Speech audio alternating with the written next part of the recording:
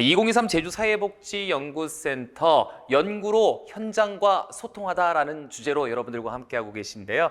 자, 오늘이 이제 마지막 순서입니다.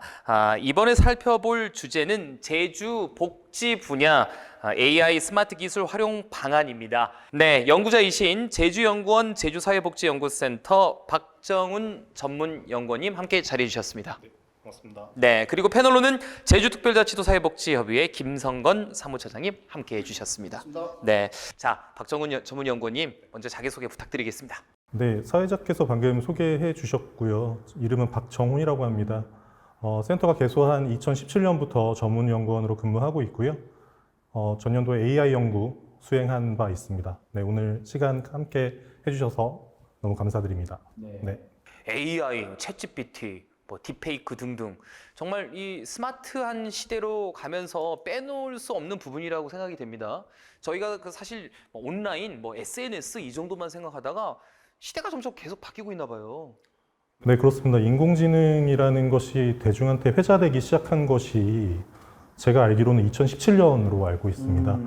그때 기억이 나실런지 모르겠으나 알파고와 이세돌 간의 대결이, 그 대결이 실시된 해가 이제 2017년이었거든요.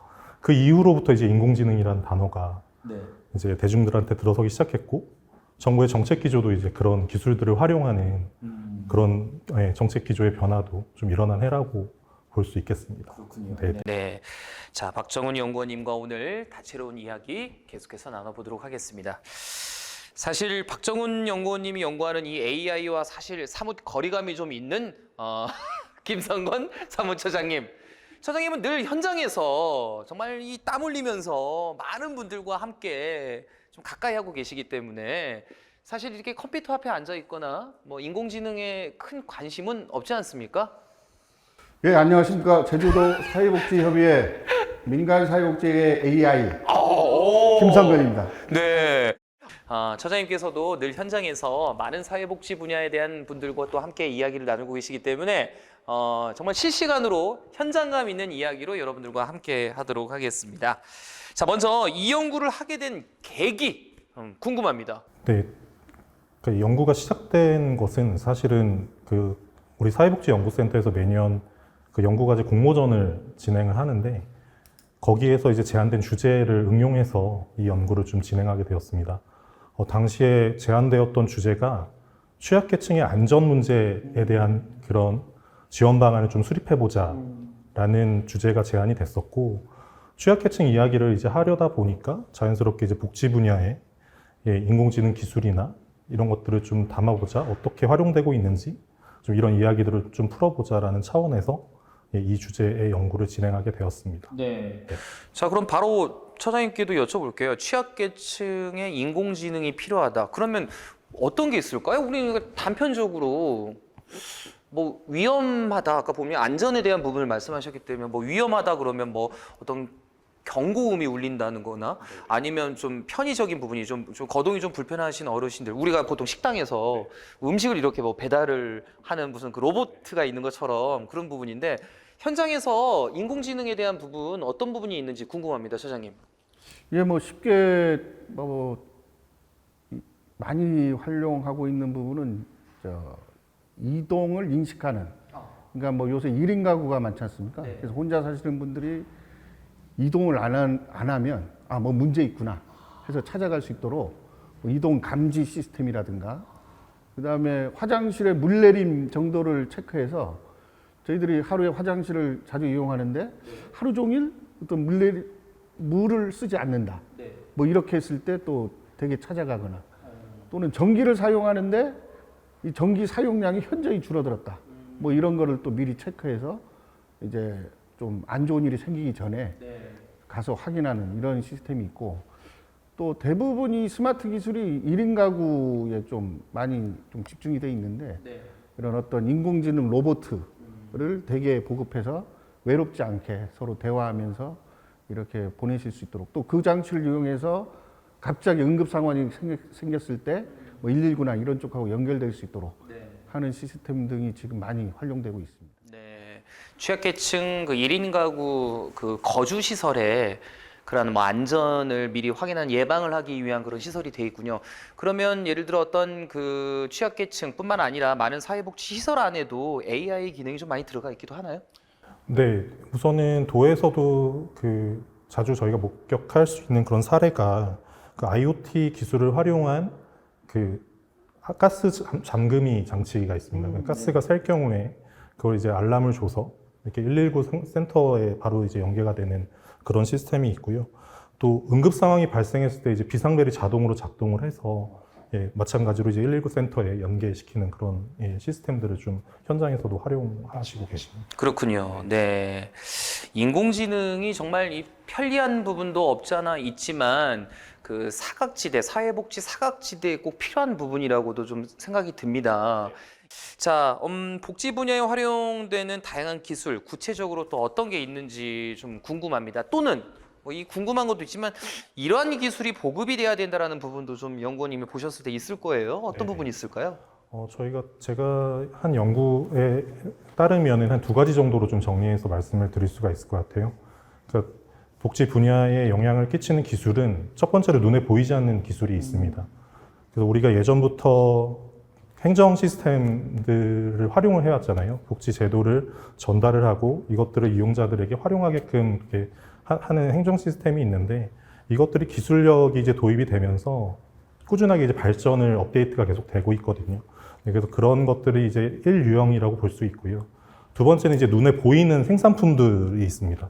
그래서 아까 말씀하신 그런 AI 로봇이라든지 AI 스피커라든지 뭐 이런 것들이 그러니까 기업들이 이제 제품을 만드는 거죠. 그래서 복지 분야, 특히 돌봄 영역에서 이것들이 이제 시장을 형성하기 시작을 했습니다. 그래서 이런 영향들을 복지 분야에서 기술 차원에서 이제 받고 있고요. 네. 그리고 제가 이제 연구를 하다 보니까 이런 것들은 좀 지역의 복지 정책에 좀 담아줬으면 좋겠다 했던 부분은 그 제주같이 통합돌봄 사례를 예를 들면 거기서도 이제 좀 어플리케이션을 개발할 필요가 있지 않을까라는 생각을 했습니다. 그래서 서울특별시의 중구 같은 사례를 보면 통합돌봄 사업을 하면서 그 어플리케이션을 상당히 그 사람들이 많이 사용하는 것을 제가 확인을 했고요. 실제로 그 효과성도 되게 있는 것으로 나타났습니다. 그래서 지금 현재 저희는 전화로만 신청을 받고 있잖아요. 전화 대신에 어플리케이션의 그런 신청이나 뭐 서비스를 정보를 얻는 데 활용을 한다면 충분히 효과적으로 기술을 활용할 수 있지 않을까라는 생각을 해보게 됐습니다. 그렇군요. 그런 기술이 좀 많이 도입되길 좀 함께 기대해 보도록 하겠고요. 센터에서 이 AI에 대한 부분에 대한 연구를 주로 하시잖아요. 네. 연구원이 말씀하셨던 것처럼 이 복지 분야의 다양한 정보를 좀 이해할 수 있게끔 접근할 수 있는 어플리케이션이 개발되고 있고 지금 실행되고 있는 게 또 있다 말씀하셨는데 안부 전화도 좀 할 수 있는 그런 사례도 또 있고요. 네. 그 중에서도 다양한 복지 정보를 볼 수 있는 제주형 어플리케이션이 있다고 들었습니다. 소장님 소개해 주시죠. 지금 제주 지역의 사회복지 시설 기관만 해도 한 1,300개 이루고 있습니다. 예, 굉장히 저도 깜짝 놀랐는데 일반 시민들께서 사회복지 시설을 이용하고자 할 때 또는 어떤 시설에서 어떤 서비스를 제공하는지 잘 모르지 않습니까? 그렇죠. 그리고 우리 집, 내가 살고 있는 가까운 곳에 어떤 사회복지 시설이 있는지 또 일일이 찾아보기도 어렵고 그래서 저희 사회복지협의회에서는 이런 사회복지 시설 정보를 한 곳에 좀 모아서 좀 알기 쉽게 좀 정보를 전달해 드리자 해서 스마트폰 어플리케이션 제주복지통 복지통이라는 어플리케이션을 만들었습니다. 네. 그래서 모든 사회복지시설 정보를 담고 있다 해서 통. 통. 네. 또 모든 사회복지시설 정보가 이곳을 통한다 해서 통.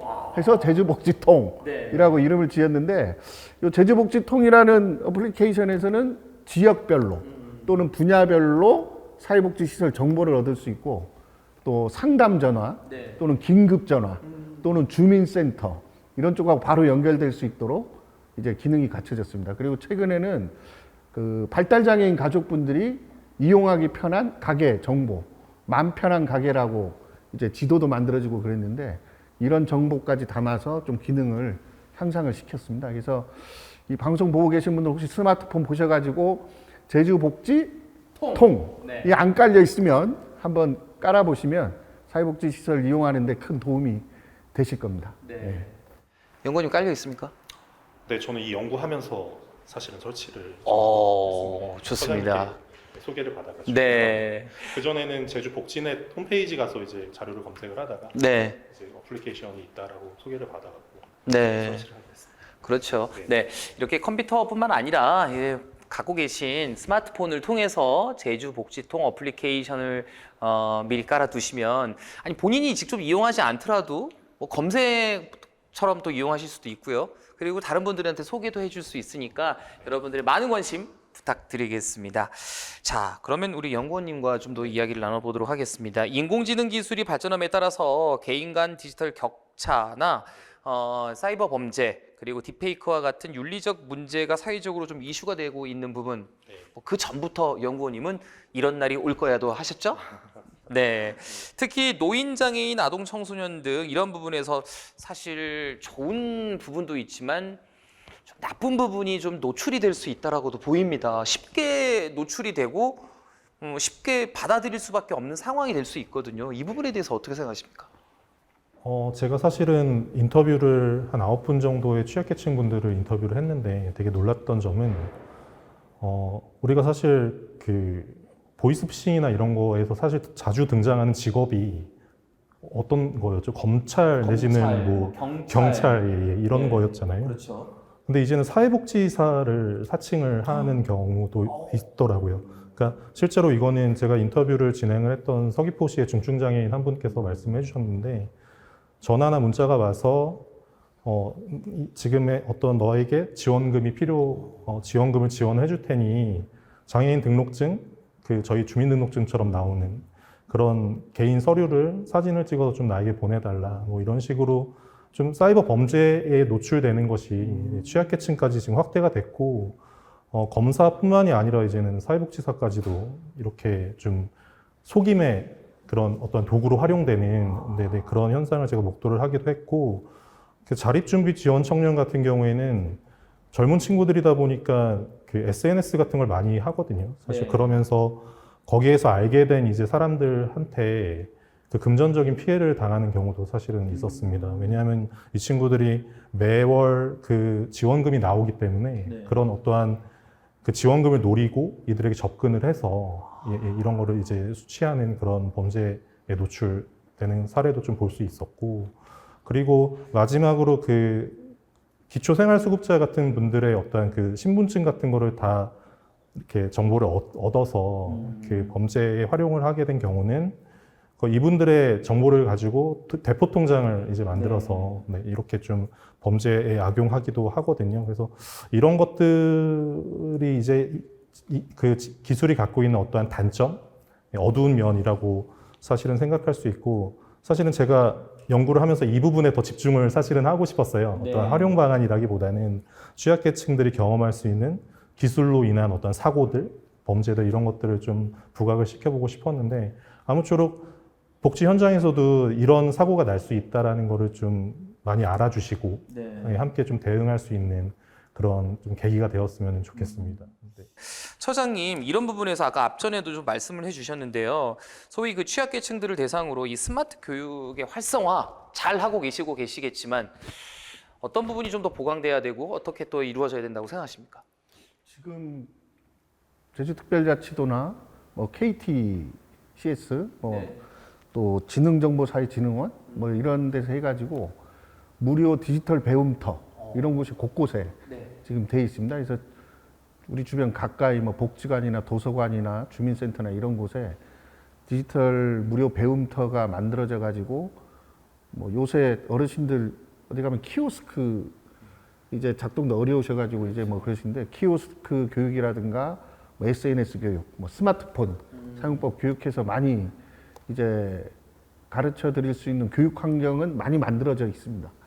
그래서 이곳을 좀 의지를 갖고 많이 이용하시는 게 좋을 것 같고 또 주위에서도 우리 어머니 아버지부터 시작해가지고 뭐 나이 드셨는데 이런 거 알아서 뭐 할 거냐 이 생각 하지 마시고 조금 더 이 배울 수 있는 기회를 드려서 좀 좋은 기술 좋게 사용할 수 있도록 그렇게 됐으면 좋겠고, 그렇게 돼야 아까 말씀하신 것처럼 범죄나 이런 데 노출되지 않고, 아, 내가 이렇게 배웠기 때문에 이건 잘 알아보고 뭐 서류를 보낸다거나 뭐 대답을 한다거나 이런 대응이 될 것 같아요.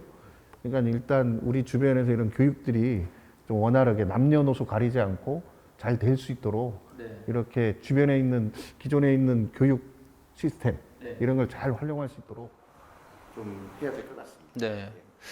자, 이런 부분에 대한 스마트 교육 활성화 아마 우리 연구원님께서도 꼭 필요한 부분이다. 그리고 이런 부분에 대한 정책적 그 지원도 있어야 된다. 이런 말씀 많이 해주셨습니다. AI 기술 속도가 정말 빠릅니다. 뭐 내일 어떤 뉴스가 또 나올지 몰라요. 과학 기술은 계속해서 발전하고 있는데요. 복지 분야, 뭐 IT나 AI 기술도 발전하는 만큼 복지 분야도 좀 따라 올라가야 되는데 이런 부분의 해결점이 뭐라고 생각하십니까? 뭐 예산이나 아니면 관심, 사회적 관심 어떤 게 있을까요? 예산은 아마 그 인공지능 사업과 관련돼서 정부 정책 기조가 사실은 이쪽으로 많이 투입이 되는 지금 방향으로 기조가 바뀌고 있거든요. 그래서 네. 예산적인 확보 부분은 감히 예상컨대 아마 꽤 괜찮을 것 같은데요. 저는 계속 말씀드리는 게 사회적 관심이 사실은 중요할 것 같고, 특히 그것이 우리 복지 분야라면 더더욱 강조가 돼야 될 부분 같아요. 아까 사회자님께서 그 키오스크 말씀을 하셨지만 사실 어르신들이 키오스크를 이제 사용하시면서 겪는 어려움은 우리가 이미 익숙하게 다 경험을 하고 접하고 있는데, 휠체어 장애인 분들 같은 경우에도 사실 제가 인터뷰를 하면서 그 키오스크 활용에 대한 어려움을 상당히 많이 토로를 해주셨거든요. 왜냐하면 높이가 안 맞아요.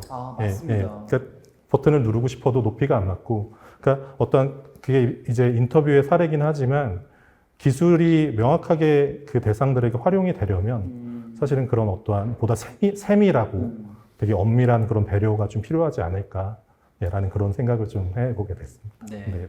그 어떤 연구 과정에서 직접 이렇게 만나시는 분들에 대한 이야기 들으면 오히려 일명 우리 또 박사님이시잖아요. 이게 또 빠르게 회전도 되는데 현장에서 그렇게 말씀하시는 분들의 말씀을 딱 들고 정말 아이디어가 번쩍할 때도 있으실 것 같아요. 그런 사례도 있으셨습니까? 네. 우선은 방금 말씀드린 그 키오스크 높이에 대한 부분, 그런 것들은 사실 굳이 연구가 필요하지 않아도 사실 그분들의 어떠한 목소리에 한 10분 정도만 귀를 기울이게 되면 사실은 얼마든지 얻을 수 있는 그런 아이템들이고,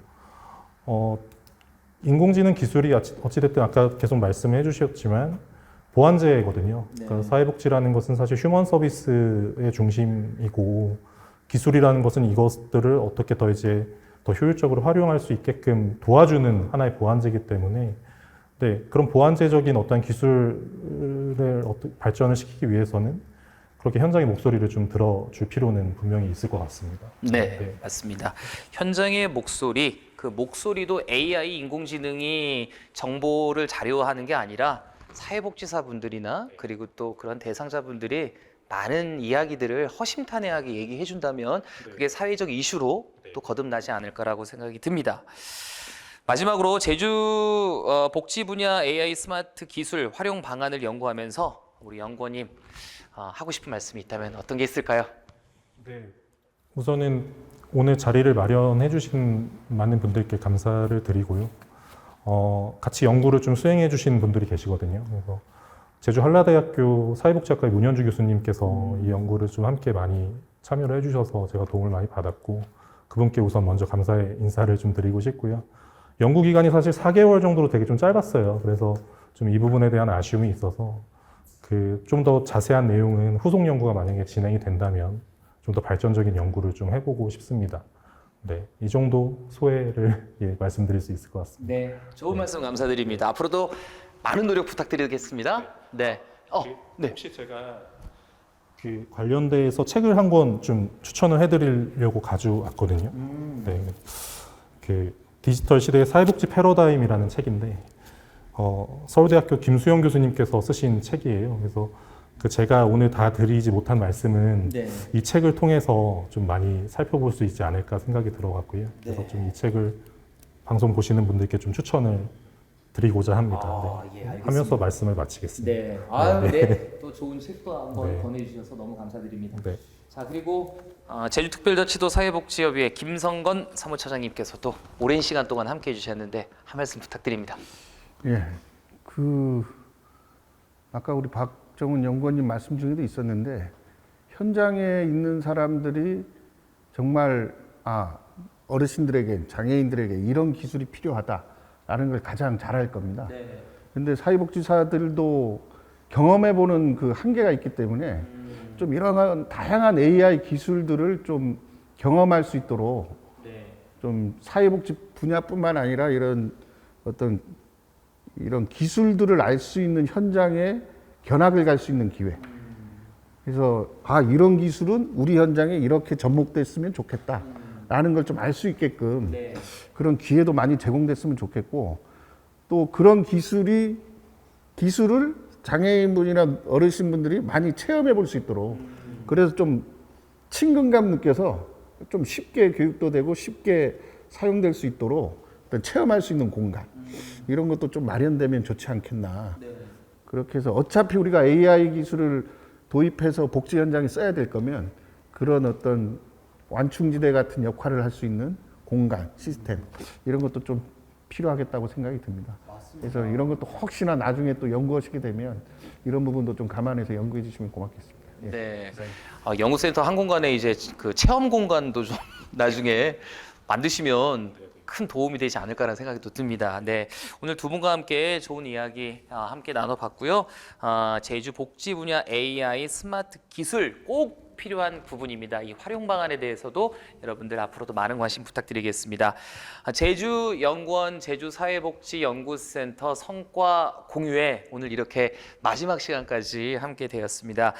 2023 제주사회복지연구센터 연구로 현장과 소통하다라는 주제로 많은 이야기들을 나눠봤는데요.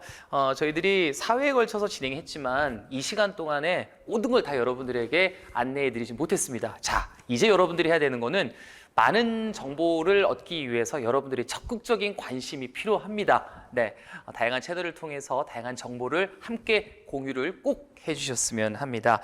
2024년도 제주연구원 제주사회복지연구센터는 제주사회복지를 위해서 최선을 다하는 그런 시간을 여러분들과 함께 보낼 것을 약속드리도록 하겠습니다. 연구에 매진할 수 있도록 이 결과가 제주사회복지의 한층 역할을 할 수 있도록 여러분들의 많은 관심, 성원 부탁드리도록 하겠습니다. 오늘까지 이 순서 마치도록 하겠고요. 여러분 건강하시기 바랍니다. 여러분 감사합니다.